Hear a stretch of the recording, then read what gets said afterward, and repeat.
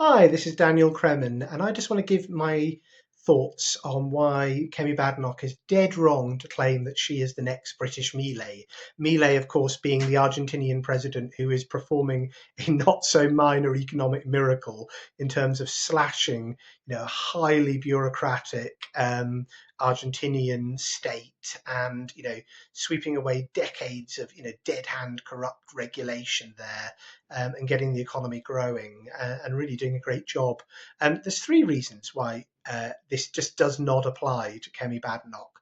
The first is, let's look at her track record when she was in government. She had an ample opportunity to sweep away decades worth of dead hand regulations stemming from EU law, in all sorts of arcane areas. There was a piece of legislation before Parliament when she took over from Jacob Rees-Mogg. It was called the Retained EU Law, and this was a revocation and reform bill that was going to strip out, through a special sunset clause, thousands of pages of dead regulation, thousands of laws.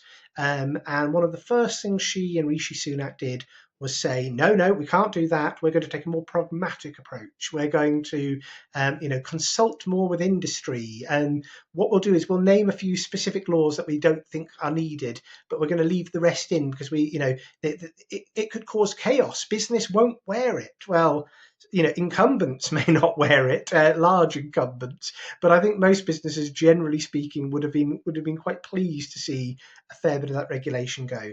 Right. The second reason is, let's just look at who she appointed as her shadow chancellor, Mel Stride, who is very much the archetypal Treasury orthodoxy guy. He is a man who is very, very comfortable with the fallacy that you are fiscally responsible if the OBR tells you. This is a guy who revelled under George Osborne in making IR35 rules even harder for businesses, small businesses, for the self-employed.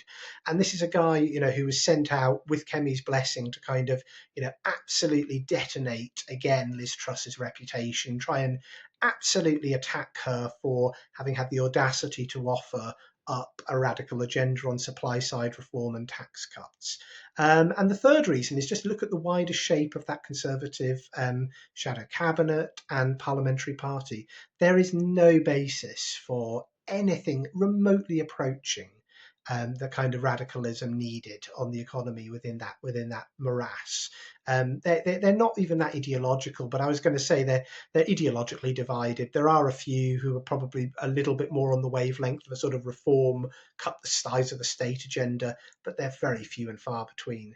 So yeah, that's it really.